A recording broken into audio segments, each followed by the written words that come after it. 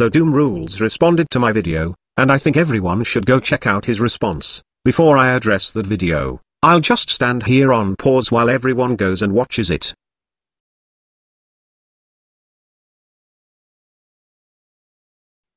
Before I address Doom's video, I want to get something out of the way. Felicia1717, she was writing in the comments and I responded to one of her posts about taxing the evil patriarchal churches, and I said to her, if the churches were taxed, they'd have just that much more political power. Once they are forced to pay taxes, they will donate that money as an exemption to a politician's campaign, and you know how bad they want to end abortion. I guarantee if churches are taxed, abortion disappears in all 50 states in the blink of an eye, right along with gay marriage. If you are a feminist advocating to tax the churches, you are basically handing the patriarchy an atom bomb to use against you, so you might want to really think about that. Furthermore, churches are a 501c3 charity. This is why they are exempt, not because they are patriarchal or believe in a god. It would be religious persecution to remove their tax exemption when they meet all the demands of the 501c3 code. Religious persecution is against the Constitution, so there is no legal or ethical basis to tax them, and doing so would hurt their revenue, but they'd make up for that in political power.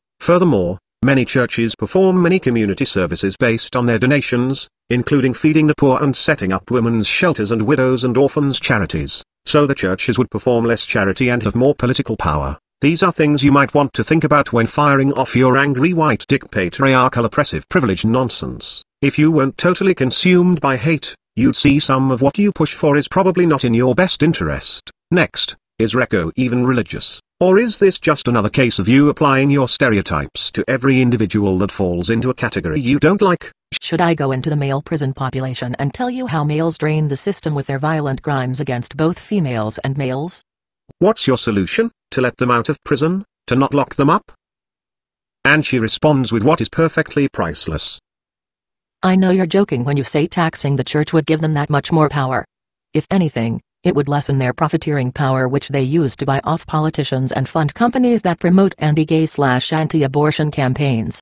This is why I never have, never will, donate to religious institutions.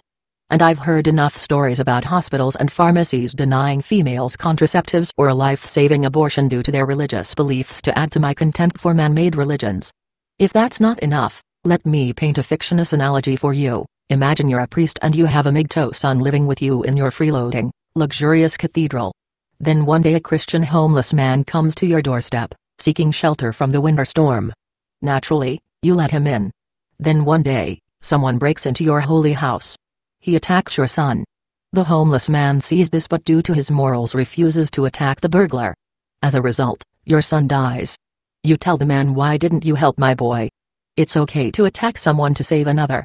God would not condemn you for that. What the fuck? His response, that is not how I understand God. But your son is in heaven. Do not fear. We all die eventually. I wouldn't blame you if you punch out a homeless guy at that point. But then again, that's religion for you. It's a selfish ideology with personal objectives that put God before humanity. So I could care less for its few contributions to any community. It's nothing more than ass-kissing for an incentive pass into heaven. Religious people don't do good because they love people, they do good because they hope God will reward them for it. And that's not love. That's selfishness.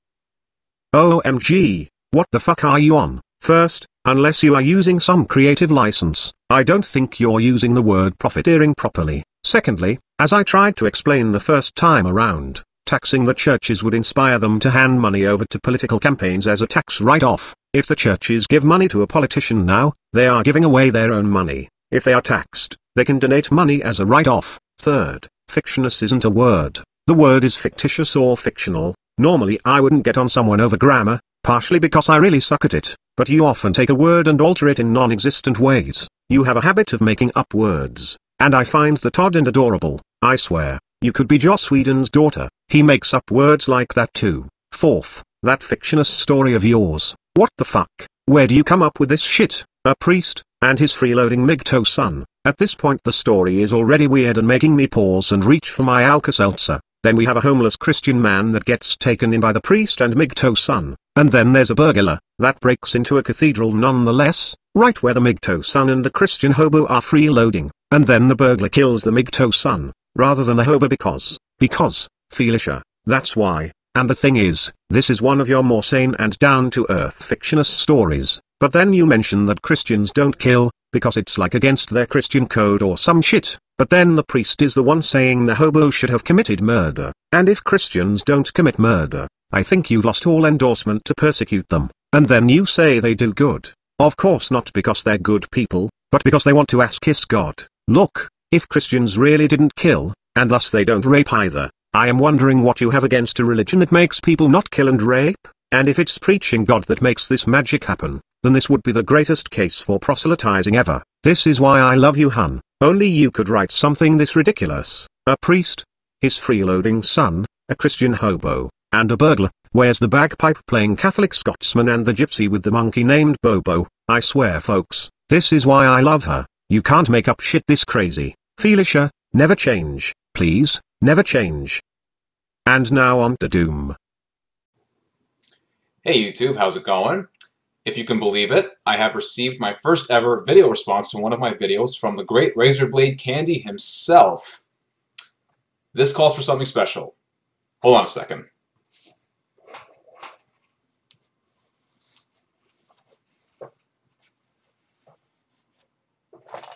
Shit just got real, guys. Alright, let's do it.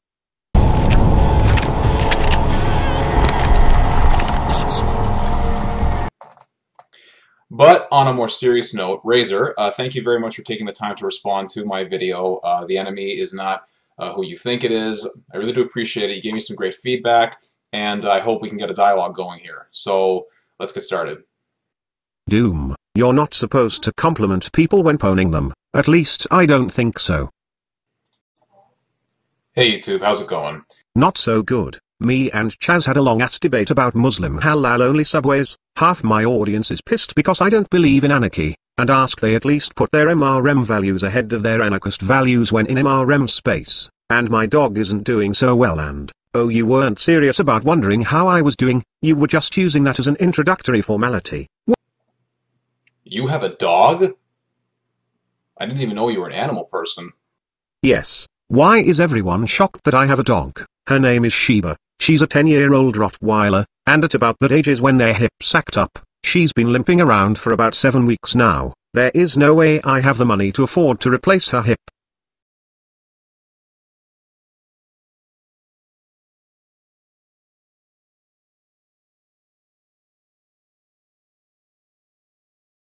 This used to be my couch. It is now her bed. You can see the rips in the cushions from her claws from the years of her climbing up onto the couch.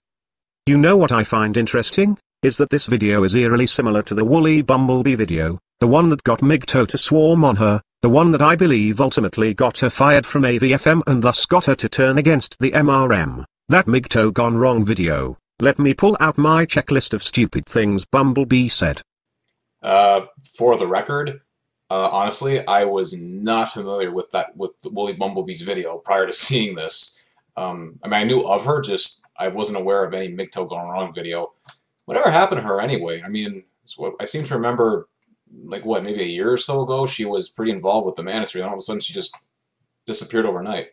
There were some issues with her from the beginning. Then she made a video called MGTOW Gone Wrong, making the same points you made in your last video, only with her more annoying voice and annoying way she phrases things, and the MGTOW community jumped her shit, and then I believe her statements from her YouTube channel, or maybe it was her blog, got her fired from AVFM because they didn't want their members to declare that the movement or AVFM had a political leaning. In fact, I think this was the same reason they fired Rocking Mystery and Bernard Chapin, or at least that's what I heard. I don't keep up with that shit, and then after she was fired she turned against AVFM, and the community was still pretty much against her, and so she turned against the whole community, and then there was an issue of where did the money go that she had for the Earl Silverman Center, and again, I don't keep up with all that drama, but yeah. Basically, it was making the statements you made in your video that set off the whole thing. I made a video addressing her and that MGTOW Gone Wrong video, which I use clips from her video and I believe her entire video is thus displayed in my video. I'll put it in the description. 3. If you keep meeting the wrong woman you're doing something wrong. This is a very hurtful statement to many men. This is dangerous because some men might believe this bullshit, and if they do, the translation would be you keep getting shit quality women because you are a shit quality human being, Again, this goes back to male worth being defined by women, and the sentiment is really as inaccurate as saying if you keep playing the lottery and haven't hit the jackpot yet, you are too stupid to pick the right numbers. Not all tickets are losing tickets, not all tickets are like that. I would say to these men, you have been getting shit quality women, for the same reason you have been getting losing lottery tickets. And the men that have the awesome women, you might be surprised how awesome they aren't under their outward appearance. Women who really and truly see male suffering, acknowledge male suffering, sympathize with the inequality men receive, are very rare. Just try finding a woman that admits being a man ain't easy. Okay, alright, I will concede that the line about if you keep meeting the wrong woman, you're doing something wrong, could be seen as hurtful to many men. I honestly had not thought of it in the way that you presented it here, so I do apologize for that. There is just one thing I'd like to ask you, though, Razor, personally, and to anyone else watching this video. If you meet a girl who complains constantly that she meets asshole guys, would we not perhaps say to her, well, if you keep meeting assholes, maybe you need to reevaluate the kinds of guys that you're meeting or how you're going about meeting them? I'm just trying to think of it in terms of a double standard here. So what are your thoughts on that? This next part of the video actually explains that. The difference between saying this shit to a man and to a woman is that women for the most part do the selecting. Men throw themselves at women, women turn down dick all freaking day long. It is for the most part women doing the selecting. So when a woman complains that men are jerks and losers and assholes and why oh why can't she find a good man, and you're standing there waving your hands shouting I'm right here and she ignores you and goes talking to some cocky jackass that you can tell in 5 seconds is a jerk and an asshole, you get to say to this woman it's the men you seek. They push your buttons for some reason, and feel insulted that she ignores 19 good men to get to that one jackass and then claims all men are jackasses. But men don't do the selecting. You can throw yourself at 20 women today, or 10, or 5, and you can choose what women to not throw yourself at. But selection for a man really isn't the same as for a woman. It's not women who put the laws into place, it's feminists. No, not really. The bulk of what is wrong with the marriage and divorce industry, or just divorce court, comes down to court corruption. It is a multi-billion-dollar industry that benefits heavily from the provider-dependent role. Another huge part of the problem is traditionalism, with the specific couple being traditional, man as breadwinner, woman as stay-at-home babysitter, with half of society still holding tight to the archaic notion that raising children is a woman's role, and being a breadwinner is a man's role. The end result is women get the child because it was her role to raise babies and society agrees, but she can't work and you can't let the child starve and the welfare system can't handle paying for it. So the man who is breadwinner has to pay, and society also sees this as his role. At no point in time does feminism even need to exist for the system to work this way. Okay, yeah, hands down, I admit I really dropped the ball there. Again, had I seen your video, what was it? MRM versus MGTOW versus feminism versus traditionalism, I think.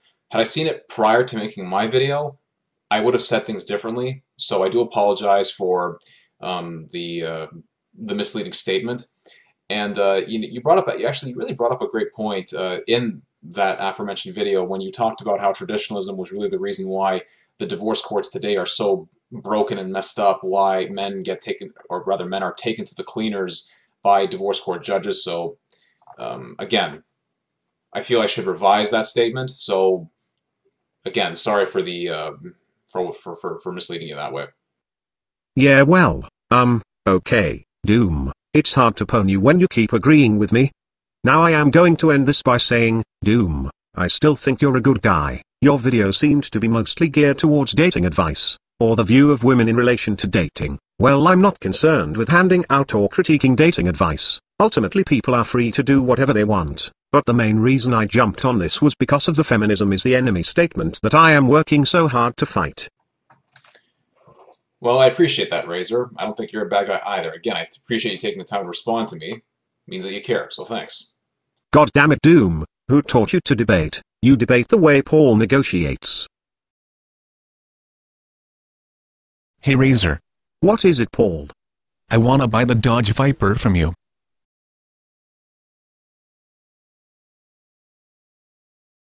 The Viper, well, I rather smashed that one up a bit last week. It's why I am partial to the Lamborghinis. They are built like tanks. Those Vipers fall apart too easily, and the Bugatti is pretty tough, but I have a hard time keeping that thing under 200. I tell ya, 257 miles per hour and hit just one street lamp. The damn thing is in the shop for a month. Well, I am confident in my ability to fix it up. Alright, how much are you offering? 80,000. Paul, that's what I bought it for, new. Alright, 90,000. Paul, it only cost 80,000 new. This one is used, and has a lot of dents, and the front end is out of alignment. Fine, 100,000. Paul, that's the freaking manufacturer's retail suggested price. No one buys or sells at that price. Fine, 110,000, and that's my final offer. Paul, I don't think you understand the fine art of negotiating. Oh yeah, 120. Hand me the keys now or I walk. Here you go, Paul. So Paul, how did you get this slightly used Dodge Viper? I schooled Razor Blade Candy. He sold this to me for $120,000. Paul, you do know this car is a little more than slightly used. I prefer the term certified pre-owned. Little did he know I was only willing to pay $60,000 for it, but I got mad negotiating skills. Oh, Lord, Paul. Next I am going to teach Doom Rules the fine art of debate. Well, truth is, I mean, the whole reason I made that video to begin with was just because of I can't remember if I made this totally clear when I was recording that video. So let me just say it again. The reason why I made that video was because there just seemed to be a perception within not just MGTOW circles, but also MRA circles as well, or okay, yeah, MRA circles. Like if you go to Facebook and you visit groups, in particular men's rights movement and men's human rights movement, you do see the odd comment here and there where someone is saying something that, at least to me, in my opinion, was very misogynistic. And I'm thinking to myself, you do know that there are some of the most active members of the men's movement are women, right? I just don't think it was fair for certain people to be demonizing women and saying they're all monsters. That's where I was coming from. Again, I didn't mean to piss anyone off, so if in any way any of my viewers were offended or thought I was, way off my rocker, I do apologize for that. But obviously I wanted to get a discussion going. I wanted to generate some new ways of thinking, and well, it looks like for the most part I was successful because that video definitely struck some nerves. I know what you mean about there being a lot of hateful, mean, nasty things said about women in this space. There can be no denying that there is some misogyny in our movement. I don't mind the misogyny that much, though every now and then the hateful comments do just come off as unnecessarily angry and bitter, like someone is speaking from the heart and not the mind. No, that probably made no sense.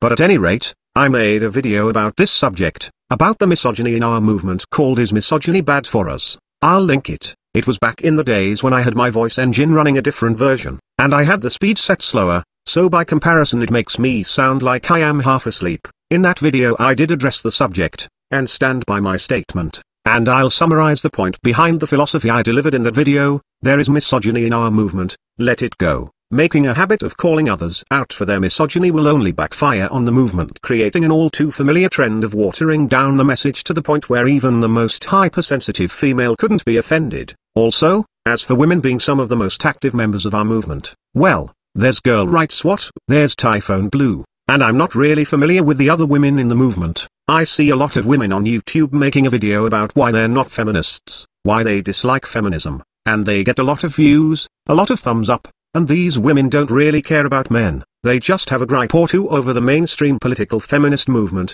and in every other way is a misandrist. They'll still do the men make me uncomfortable when they look at me, and a guy should pay for a woman's meal, or a woman should be home raising babies, and that last statement is dangerous because it translates to, in a divorce, women should always get custody of the kids, and thus everything else that comes with the jackpot of full child custody. The reason being is that women are natural caregivers, naturally better at raising children. It's their place in society. Men, being a bunch of big strong breadwinning brutes, shouldn't be allowed near children unsupervised. It's that mentality, and if you try to explain any of this to them, you'll never believe what their retort is.